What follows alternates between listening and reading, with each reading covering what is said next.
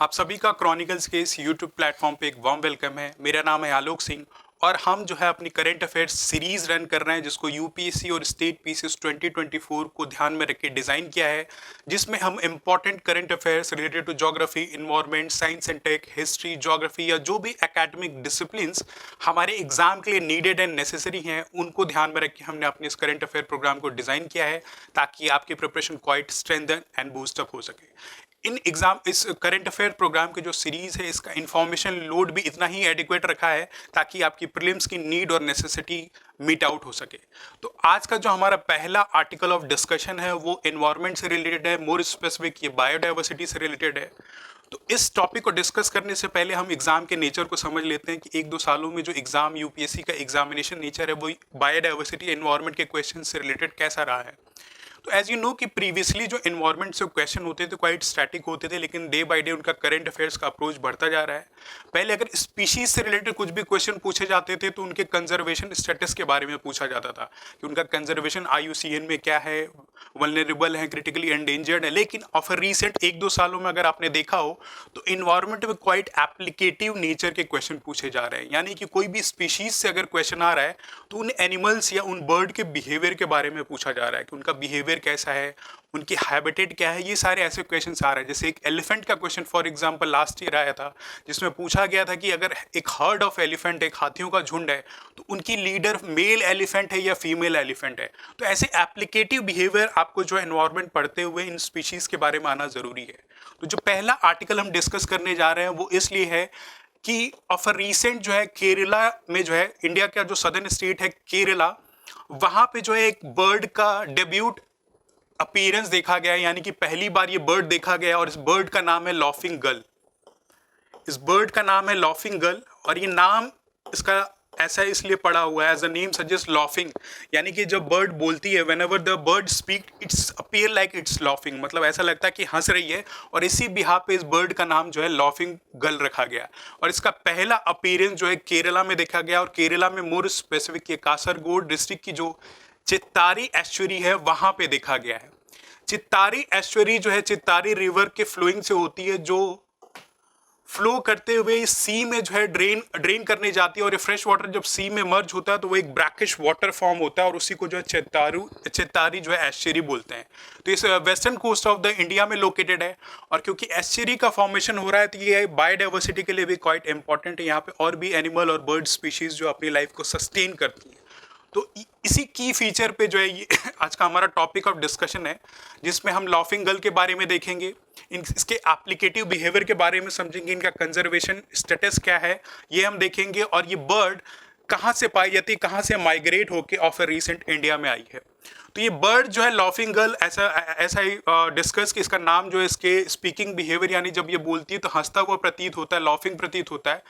और ये नेटिव है नॉर्दर्न अमेरिका, ये पाई जाती है नॉर्दर्न अमेरिका और सदर्न अमेरिका में, along the coast of Atlantic ocean के कोस्ट पे, आइदर कैरिबियन रीजन में या फिर नॉर्दर्न अमेरिका के जो बाकी अटलांटिक ओशन में बॉर्डरिंग कोस्ट है वहां पे ये बर्ड पाई जाती है। लेकिन ये ऑफ ए रिसेंट माइग्रेट होके जो है केरला के कासरगोड डिस्ट्रिक्ट में जो अपीयर हुई है।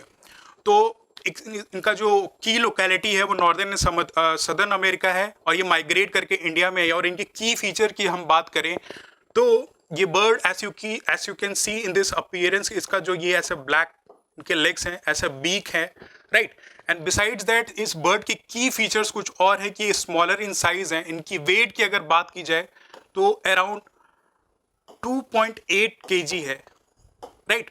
रफली अराउंड 300 ग्राम के अराउंड इनका बॉडी वेट है, क्वाइट स्मॉलर इन साइज है। और इनका जो बीक है वो ब्लैक है, you can C in this image कि इनका जो बीक है ये ब्लैक है। एंड बियॉन्ड दैट लेग्स भी इनके ब्लैक है और इनकी जो बिल है, यानी कि जो इनकी बिल है ये क्वाइट लॉन्ग है, you can see quite long है। इनके लेग्स जो है ब्लैक है एंड स्लाइटली ग्रेइश या ब्लैकिश इनके ऐसे फेदरी अपीयरेंस है, राइट। और इनका weight around as I discuss की अराउंड 250 ग्राम है, 250 ग्राम के अराउंड इनका बॉडी वेट है। और ये जो है केरला में ऑफ रिसेंट देखी गई है और ये माइग्रेट करके आई है नॉर्दर्न अमेरिका से टू द केरला और इसीलिए क्वाइट ऑप्टिमिज्म से देखा जा रहा है केरला की बायोडाइवर्सिटी के लिए, बर्ड वॉचर्स के पर्सपेक्टिव से, कि ये इंडिया की जो बायोडाइवर्सिटी पे इम्पैक्ट लाएगी। एंड बियॉन्ड दैट कुछ फर्दर जो फ्यूचर स्टडीज़ करने की जो प्रोबेबिलिटी है, जो रिसर्च के लिए आइटम्स है, इनके थ्रू क्वाइट वो रिसर्च आइटम्स क्वाइट रिच होंगे। क्यों? क्योंकि इनके थ्रू थोड़ी अवेयरनेस मिलेगी इन बर्ड्स के माइग्रेटरी बिहेवियर को अंडरस्टैंड करने में, कि क्या फैक्टर्स रिस्पॉन्सिबल रहे हैं जिसके बिहाफ पे ये बर्ड जो है माइग्रेट करके southern state of the Kerala में आई है, राइट। और इसी बिहाफ पे एक रिच साइंटिफिक डॉक्यूमेंटेशन हो सकता है कि इन बर्ड्स का की बिहेवियर क्या है, ये क्या की रीजंस है जो यहाँ पे माइग्रेट करके आई हैं, राइट।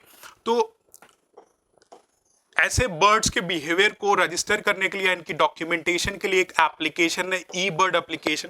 तो अगर आपसे प्रीलिम्स में रैंडमली ऑब्जेक्टिव टाइप क्वेश्चन पूछ लिया जाए कि ई बर्ड एप्लीकेशन किससे रिलेटेड है, तो it is related to scientific bird data collection that plays crucial role in dissemination of ground-breaking discovery of laughing gull presence in India। तो ये eBird application जो है इन birds के डाटा को collect करता है, and that is why it important and relevant।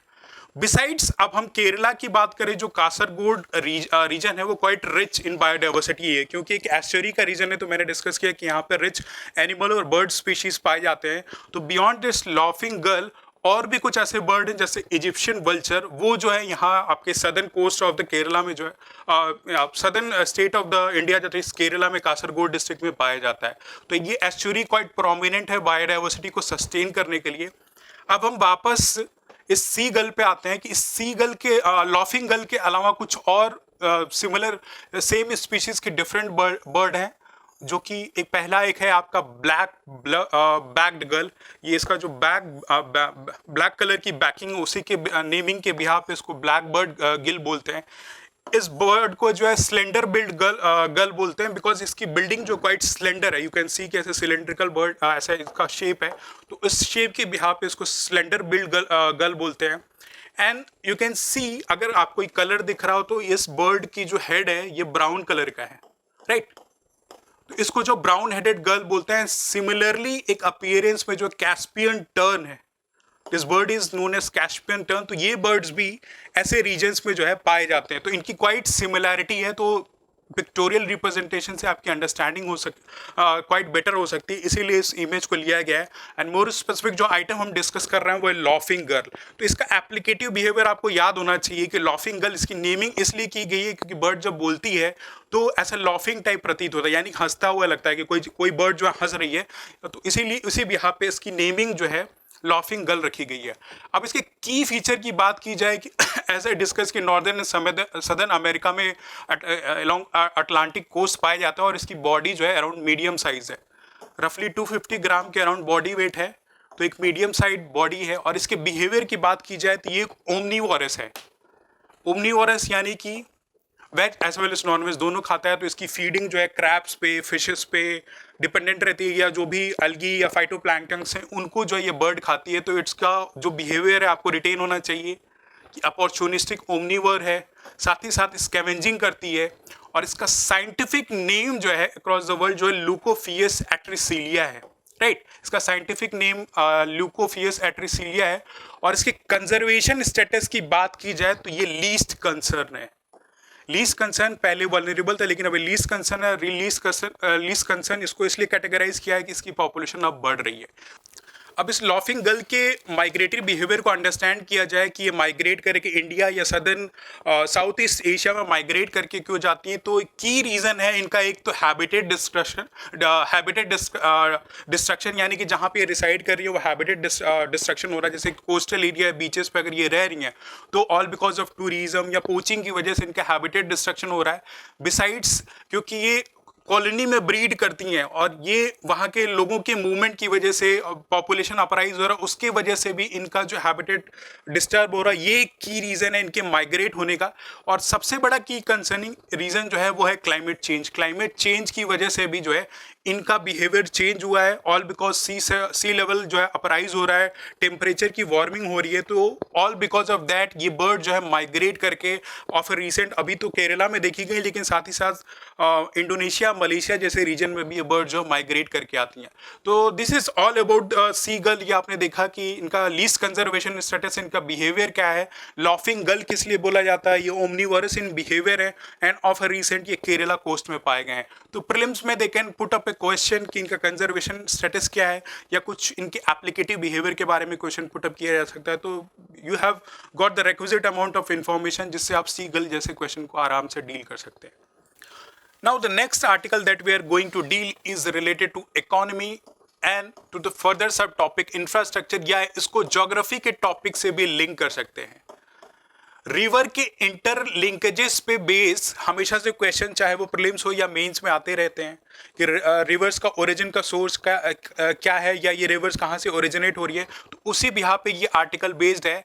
और ये न्यूज़ में इसलिए रहा है कि राजस्थान, एमपी और सेंट्रल गवर्नमेंट की एक मिनिस्ट्री है, मिनिस्ट्री ऑफ जल शक्ति, इनके बीच में एक मेमोरेंडम ऑफ अंडरस्टैंडिंग साइन हुआ है, दैट इज MU साइन हुआ है। और वो MU साइन क्यों हुआ है वो हम इस आर्टिकल में डिस्कस करते हैं। उससे पहले हम थोड़ा बैकग्राउंड में देख लेते हैं कि आखिर ये MU साइन क्यों किया गया है। तो जोग्राफिकली एज यू नो कि राजस्थान और मध्य प्रदेश जो है quite dry and arid region है, यहाँ पे पीने की पानी की समस्या है। तो ऐसे सॉल्यूशन को सॉल्व करने के लिए सिंस 1980s एक national perspective plan all over India के लिए डिवाइस किया गया था, जिसमें रिवर्स के इंटरलिंकेजेस के बारे में जो है मिनिस्ट्री और सेंट्रल वाटर कमीशन के बीच में जो एक डिस्कशन हुआ, जिसपे एक नेशनल पर्सपेक्टिव प्लान डिवाइस किया गया, ताकि जो पेनिनसुलर रीजन में रिवर्स लोकेटेड या फिर जो भी हिमालयन रीजन में जो भी रिवर्स लोकेटेड हैं उनका इंटरलिंकेजेस किया जाए। तो सिंस 1980 ये नेशनल पर्सपेक्टिव प्लान चला आ रहा है, जिसमें पेनिनसुलर रिवर की डेवलपमेंट के लिए ऐसे 16 लिंक का प्लान था एंड हिमालयन रिवर्स में अराउंड 14 लिंक्स का प्लान था। तो इसी नेशनल पर्सपेक्टिव प्लान के बिहाफ पे प्रीवियसली जो है पार्वती, काली सिंधी और चंबल रिवर के इंटरलिंकेजेस की बात की जा रही थी, राइट। ये प्लान ऑलरेडी 1980 से जो चला आ रहा है, लेकिन ऑफ रिसेंट इस इनिशियल प्रोजेक्ट को मॉडिफाई करके ईस्टर्न राजस्थान कैनाल प्रोजेक्ट से लिंक करने की बात की गई है, और इसको जो है modified PKC ERCP link project बोलते हैं। यानी कि modified Parvati, Kali Sindhi, Chambal along with eastern Rajasthan canal project जो है, इसको लिंक प्रोजेक्ट का नाम दिया गया है।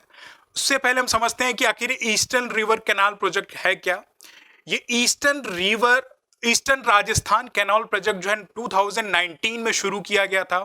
एज यू नो कि राजस्थान एक ड्राई एरिड रीजन है जहाँ पीने की पानी की समस्या है। तो इस प्रॉब्लम का सॉल्यूशन ढूंढने के लिए ऐसे रिवर लिंकेजेस का प्रावधान या प्रोविजन डिस्कस किया गया था, और इसी बिहार पे जो है ईस्टर्न राजस्थान कैनाल प्रोजेक्ट जो शुरू किया गया, राइट। इस प्रोजेक्ट में जो है इसकी सैंक्शन स्ट्रेंथ जो थी अराउंड 40,451 करोड़ थी, जिससे यूनियन कैबिनेट का अप्रूवल हो गया था। और ये राजस्थान की अराउंड 13 डिस्ट्रिक्ट्स को जो है बेनिफिट पहुंचाने वाली थी। राजस्थान के डिस्ट्रिक्ट जैसे अलवर, भरतपुर, दौसा, जयपुर, अजमेर, टोंक जैसे डिस्ट्रिक्ट्स को जो है ये ईस्टर्न राजस्थान कैनाल प्रोजेक्ट से जो बेनिफिट मिलने वाला था। लेकिन इस प्रोजेक्ट पे जो है उतना अप्रूवल नहीं मिला। ऑल्दो ये अप्रूव था, लेकिन इसके कुछ की कंसर्निंग एरियाज थे।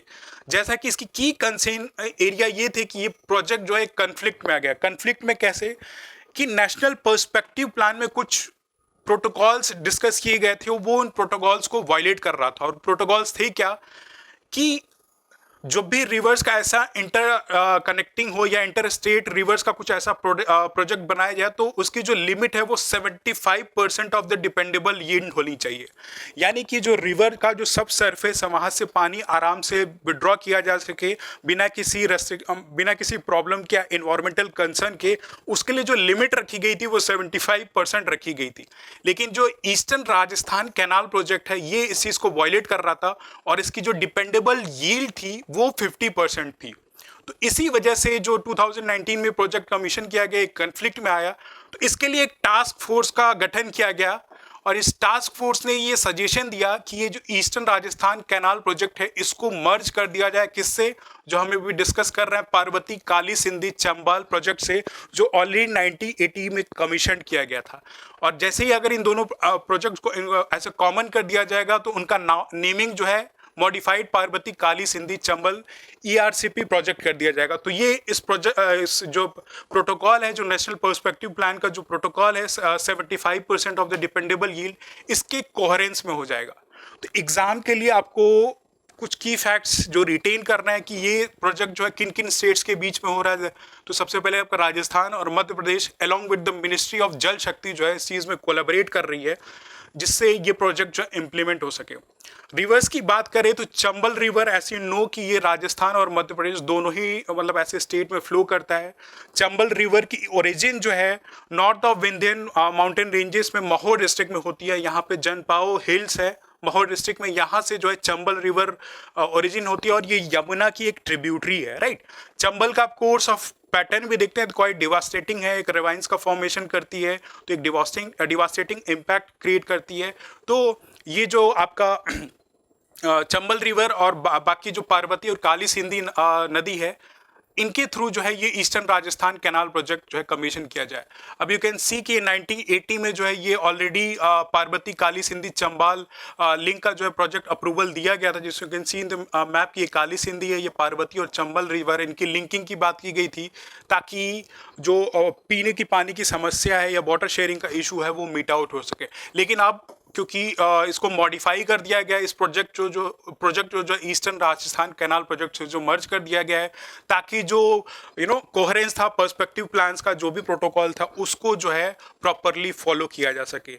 तो this is news related to the MU sign between Rajasthan and Madhya Pradesh district, जिसमें मिनिस्ट्री ऑफ जल शक्ति भी इन्वॉल्व है, और इसमें कौन कौन से रिवर्स हैं ये आपको ध्यान में देने की ज़रूरत है, क्योंकि यूपीसी में वन लाइनर के फॉर्म में या ऐसे कुछ मेंस में जो है रिवर इंटरलिंकेजेस के बारे में क्वेश्चन पुटअप किया जा सकता है।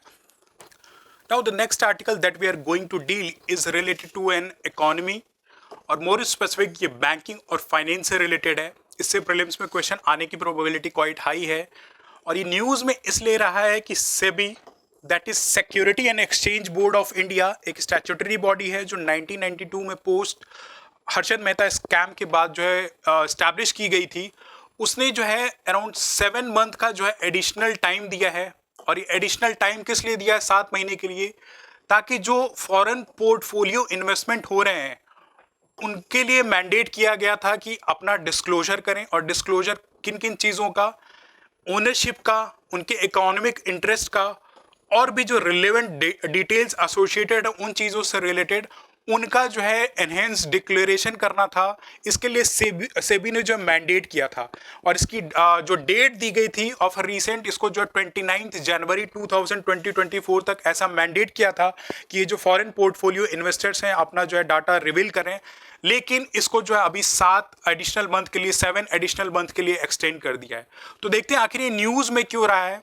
सेबी एज यू नो कि एक स्टॉक मार्केट रेगुलेटर है, एक वॉच डॉग स्टॉक मार्केट का बोला जाता है। ये इन्वेस्टर्स के इन्वेस्टमेंट इंटरेस्ट को प्रिजर्व करने का एक फेयर ट्रेड मैकेनिज्म बना रहे, उसके लिए जो है SEBI security and exchange board of India जो है फंक्शन करता है। तो अगर कुछ भी सस्पिशियस एक्टिविटी हो रही है तो सेबी का काम होता है उस चीज़ पर इंटरवीन करना और उस चीज़ से रिलेटेड ट्रांसपेरेंसी लाना और अकाउंटेबिलिटी लाना। तो इसी बिहाफ पे फॉरेन पोर्टफोलियो इन्वेस्टमेंट के लिए सेबी ने जो डायरेक्ट किया था कि वो फॉरेन पोर्टफोलियो इन्वेस्टमेंट जो एसेट अंडर मैनेजमेंट में 50% से ज़्यादा हैं, या कोई सिंगल ग्रुप जो है 25,000 करोड़ से ज़्यादा इंडियन इक्विटी में अगर उनका फॉरेन पोर्टफोलियो इन्वेस्टमेंट है, तो वो अपनी आइडेंटिटी को रिवील करें, डिस्क्लोज करें। और साथ ही साथ कुछ ग्रैनुलर डिटेल्स की जो बात की गई थी कि ओनरशिप किसके पास में है, उनका इकोनॉमिक इंटरेस्ट क्या है, और अगर 25,000 करोड़ से ज़्यादा अगर वो मतलब ऐसे होल्डिंग कर रहे हैं तो और भी जो रेलेवेंट डिटेल्स हैं उनको फर्निश करना क्वाइट रेलेवेंट एंड इम्पॉर्टेंट है। तो आखिर समझते हैं कि फॉरेन पोर्टफोलियो इन्वेस्टमेंट होता क्या है। एज यू नो कि इन्वेस्टमेंट की अपॉर्चुनिटी के लिए स्टॉक मार्केट है, जहाँ पे आप stocks, equity, mutual fund, sovereign wealth fund या ऐसे जो भी इन्वेस्टमेंट इंस्ट्रूमेंट है, उस पर इंडिविजुअल जो है इन्वेस्ट करते हैं। और ये सिर्फ एक कंट्री का सिटीजन ही अपने स्टॉक मार्केट में नहीं करता, बाहर से भी इन्वेस्टमेंट आती है। तो जो बाहर से इन्वेस्टमेंट आती है वो आइदर फॉरेन पोर्टफोलियो इन्वेस्टमेंट के फॉर्म में होती हैं या फिर फॉरेन डायरेक्ट इन्वेस्टमेंट के फॉर्म में होती है। जो फॉरेन पोर्टफोलियो इन्वेस्टर होता है उसमें जो इन्वेस्टर का कोई डायरेक्ट कंट्रोल या मैनेजमेंट इन्वेस्टमेंट पे कोई डायरेक्ट कंट्रोल नहीं होता है। रेदर अगर उसकी कंपैरिजन हम एफडीआई से करें तो एफडीआई में अपनी बिजनेस प्रेजेंस होना इंडिया में ज़रूरी है इन इन्वेस्टर्स का, और इसके बिहाफ पे उनकी जो management related to the affair of companies हैं वो मिल जाती हैं। बिसाइड्स जो फॉरेन पोर्टफोलियो इन्वेस्टर्स हैं उनका अपने शेयर पे कोई कंट्रोल नहीं होता है, इसीलिए एक एवरेज रिटेल इन्वेस्टर के लिए क्वाइट सूटेबल अपॉर्चुनिटी होती है कि वो फॉरेन पोर्टफोलियो इन्वेस्टर्स के थ्रू इन्वेस्ट करे। और इसको जो है बहुत ही वोलेटाइल मनी बोला जाता है। आपने आज जो है पैसा स्टॉक मार्केट में थ्रू फॉरेन पोर्टफोलियो इन्वेस्टमेंट जो इन्वेस्ट किया, और अगर आपको कुछ सस्पिशियस लगता है तो कल मॉर्निंग में आप विद इन नो टाइम जो पैसा विड्रॉ कर सकते हैं। उसका एक नेगेटिव इम्पैक्ट ये है कि जो एक कंट्री, डोमेस्टिक कंट्री की जो इकोनॉमी है वो क्वाइट वोलेटाइल हो जाती है, क्वाइट फ्लक्चुएट करती है। आज लोगों ने पैसा लगाया, कल विड्रॉ कर लिया, तो एक इकोनॉमिक इंस्टेबिलिटी बनी रहती है, राइट। वहीं अगर एफडीआई की बात करें तो एक तरह से लॉन्ग टर्म इन्वेस्टमेंट होता है, प्रेडिक्टेबिलिटी रहती है। तो इन्हीं चीज़ों को ध्यान में रखते हुए फॉरेन पोर्टफोलियो इन्वेस्टमेंट का रेगुलेशन जो है सेबी कर रही है कि अगर कुछ ऐसा वोलेटाइल मनी या कुछ विशियस मोटिव से पैसा इन्वेस्ट किया जा रहा है तो उसकी ट्रांसपेरेंसी या उसकी अकाउंटेबिलिटी होनी चाहिए, और इसीलिए इस डिस्क्लोजर को मैंडेट किया है। फॉरेन पोर्टफोलियो इन्वेस्टमेंट की कैटेगरी में कुछ इंडिविजुअल्स को जो एग्जेम्प्ट किया गया है इस डिस्क्लोजर से, और वे किन किन इंडिविजुअल्स को एग्जेम्प्ट किया है। सबसे पहले आपका सॉवरेन वेल्थ फंड्स।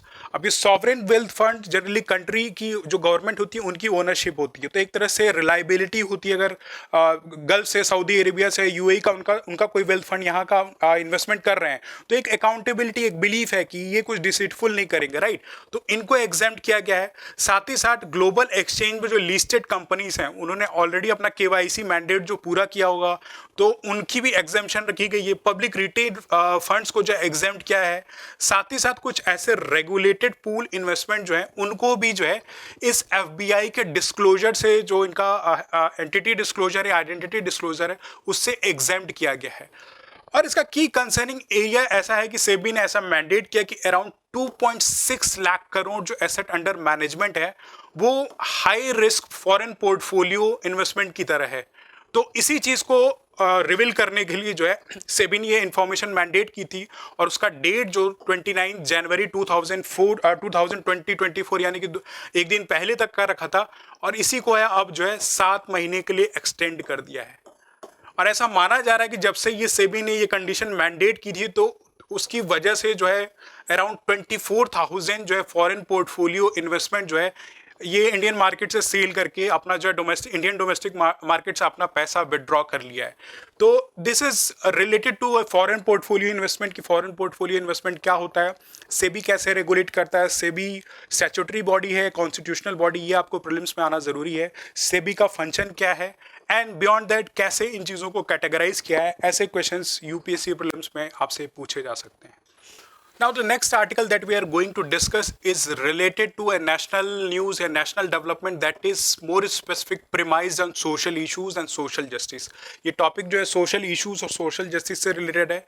इससे मेंस में क्वेश्चन पुटअप हो सकते हैं, लेकिन प्रीलिम्स में भी इस इशू से रिलेटेड क्या गवर्नमेंट स्कीम चल रही है, कौन इसकी इम्प्लीमेंटिंग एजेंसी है, ये जानना बहुत ही ज़रूरी है। तो ये न्यूज़ में इसलिए रहा है कि of a recent central government ने जो है अराउंड 30 सिटीज़ को आइडेंटिफाई किया है, और ये टारगेट दिया है कि इन 30 सिटीज़ में जो है टोटली बेगिंग को फ्री कर दिया जाए। बेगिंग एज यू नो एक सोशल मैलेस है कि आप देखते हैं कि स्ट्रीट पे या रेड लाइट्स या जो भी आपके स्टॉपेजेस होते हैं ट्रैफिक रेड लाइट्स के, वहाँ पे जो है इंडिविजुअल्स या बच्चे या औरतें जो है बेगिंग कर रही होती हैं। साथ ही साथ कुछ टूरिस्ट एरिया होते हैं या रिलीजियस प्लेसेस, ऐसे बेगिंग जैसे इंसिडेंसेस क्वाइट रैम्पेंट और देखे जाते हैं। तो इस चीज़ को प्रिवेंट करने के लिए गवर्नमेंट जो है ये गवर्नमेंट ने जो ये टारगेट रखा है, और इसमें जो है ministry of social justice and empowerment ने अभी जो है अराउंड 30 सिटीज़ को जो आइडेंटिफाई किया है जो कि रिलीजियस टूरिज़्म रिलीजियस सेंटर्स हैं या टूरिज़्म से रिलेटेड डिस्ट्रिक्ट्स हैं, उनको आइडेंटिफाई किया है ताकि वहाँ से जो है बेगिंग को ऑल टुगेदर ख़त्म किया जा सके। और मोर स्पेसिफिक फोकस जो बच्चों और वुमेन पर रखा गया है ताकि इन इंडिविजुअल्स को आइडेंटिफाई किया जाए और इनका जो है रिहैबिलिटेशन किया जाए और इनको एम्पावर किया जाए। अब इस इनिशिएटिव को रन कराने के लिए ऑलरेडी गवर्नमेंट जो है एक स्कीम चला रही है जिसको स्माइल स्कीम बोलते हैं। अब इस एग्ज़ाम में आपसे यूपीएससी में स्माइल स्कीम के बारे में पूछा जा सकता है कि किस लिए है। स्माइल स्कीम जो है एक एक्रोनिम है, ये हर एक वर्ड कुछ मीनिंग होल्ड करता है, तो ये भी आप इस इकोनॉमी की ओवरऑल एक्सपेंशन में आनी चाहिए। और वो है क्या? स्माइल जो है आपका एस जो है support for marginalise individuals for livelihood and enterprise stand करता है। यानी कि जो हर एक वर्ड एक इंडिविजुअल लेटर जो एक इंडिविजुअल वर्ड की तरह है। And this scheme is related कि जो भी मार्जिनलाइज इंडिविजुअल हैं उनके लाइवलीहुड के लिए एफर्ट डाला जाए, और इसी के लिए ministry of social justice and empowerment काम कर रही है। तो अगर आपसे पूछा जाए बेगिंग या ऐसे कुछ डेस्टिट्यूशन जैसे जो इंडिविजुअल्स हैं उनको उनके रिहैबिलिटेशन के लिए कौन सी स्कीम रन हो रही है, तो आपको रिटेन होना चाहिए ये स्माइल स्कीम। ये प्रीलिम्स में पूछा जा सकता है और मेंस की जब आप आंसर राइटिंग करेंगे तो ऐसे इनपुट्स देने के बाद आपके आंसर की रिलायबिलिटी क्वाइट एनहेंस हो जाती है। इस स्कीम के थ्रू जो है इसकी फंडिंग जो है ministry of social justice and empowerment की करती है। और इस स्कीम के थ्रू जो है सिटीज़ डिस्ट्रिक्ट का जो है लोकल अथॉरिटीज़ के साथ कोलैबोरेट करके सर्वे किया जाता है, उन इंडिविजुअल्स को आइडेंटिफाई किया जाता है, उनकी रेस्क्यू की जाती है, रिहैबिलिटेशन की जाती है, एंड फर्दर उनका जो है एम्पावरमेंट किया जाता है, उनको सेफ शेल्टर्स में रेलोकेट किया जाता है ताकि वो अपनी लाइफ को सस्टेन कर सके। एंड फर्दर देखेंगे थ्रू एजुकेशन थ्रू स्किलिंग जो है उनको जो है स्ट्रेंथन या एम्पावर किया जाता है। तो ये स्कीम फंक्शन कैसे करती है और इसका कोर पर्पस ये है कि सिटीज़ को जो है बेगिंग फ्री बनाना है। एज डिस्कस की 30 डिस्ट्रिक्ट्स अराउंड जो है ministry of social justice and empowerment identify कर लिए हैं, और उसके लिए जो डिस्ट्रिक्ट और लोकल अथॉरिटीज़ हैं उनके साथ जो है मिनिस्ट्री जो है कोलैबोरेट कर रही है ताकि ऐसे हॉटस्पॉट जो बेगिंग प्रोन है उनको आइडेंटिफाई किया जा सके और वहाँ से बेगिंग जैसी सिचुएशन जो है ख़त्म की जा सके। और इस चीज़ के लिए जो गवर्नमेंट ने एक टारगेट लिया है कि 2026 तक, यानी कि 2 सालों बाद तक, कुछ जो सिलेक्टेड डिस्ट्रिक्ट्स हैं यानी कि जो 30 डिस्ट्रिक्ट हैं टोटली बेगिंग फ्री हो जाए। तो ये एक टारगेट लिया है थ्रू हॉटस्पॉट आइडेंटिफिकेशन, जिसमें डिस्ट्रिक्ट और लोकल अथॉरिटीज़ का जो है यूटिलाइजेशन किया जाएगा कि उन इंडिविजुअल्स को आइडेंटिफाई करे। बियॉन्ड दैट इसकी स्ट्रिक्ट इन्फोर्समेंट हो सके, अकाउंटेबिलिटी हो सके, उसके लिए एक नेशनल लेवल पोर्टल बनाया गया है, साथ ही साथ मोबाइल ऐप का डेवलपमेंट किया गया है ताकि एक यूनिफॉर्म सर्वे हो, और उसी के साथ साथ जो रिहैबिलिटेशन गाइडलाइन है वो नेशनल लेवल पोर्ट पे अवेलेबल रहेंगी कि इन इंडिविजुअल्स को कैसे रिहैबिलिटेट करना है। तो यू कैन सी कि उसके लिए जो नेशनल लेवल पे एक पोर्टल बनाया गया, साथ ही साथ मोबाइल बनाया गया है जो कि मिड ऑफ फरवरी तक जो है लॉन्च कर दिया जाएगा।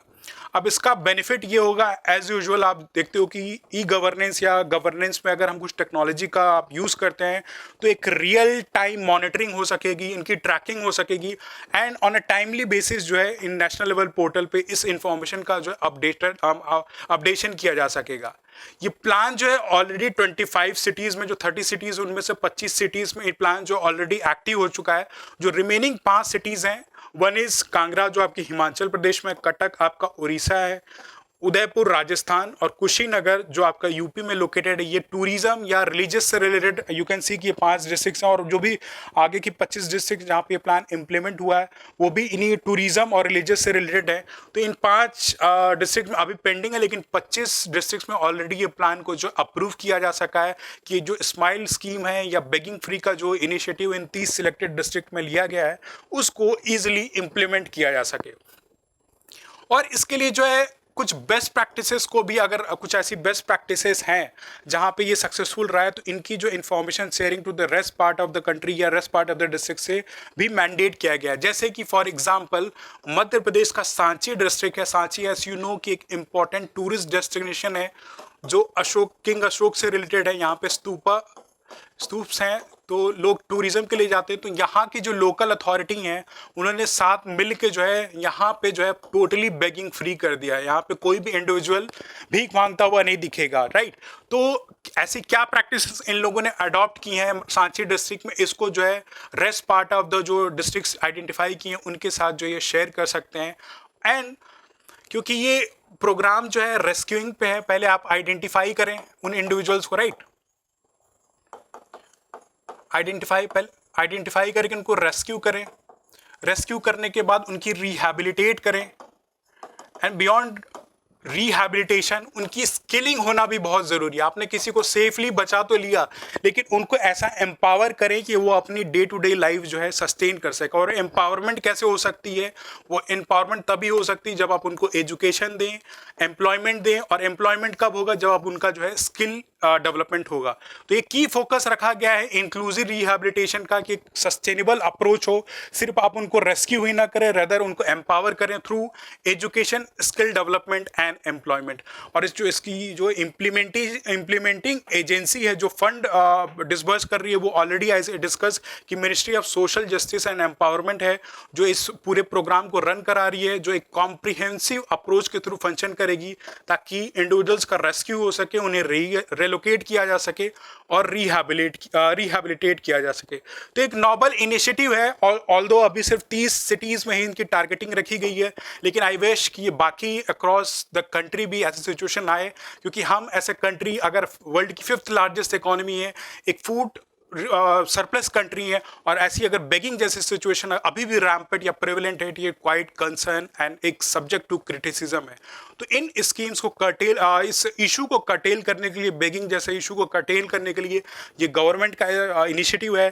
कौन सी स्कीम है, कौन सी इम्प्लीमेंटिंग एजेंसीज हैं, टोटल मॉडस ऑपरेंडाई इस बेगिंग जैसे इनिशिएटिव को ख़त्म करने का क्या है, ये इस न्यूज़ आर्टिकल में हमने देखा है।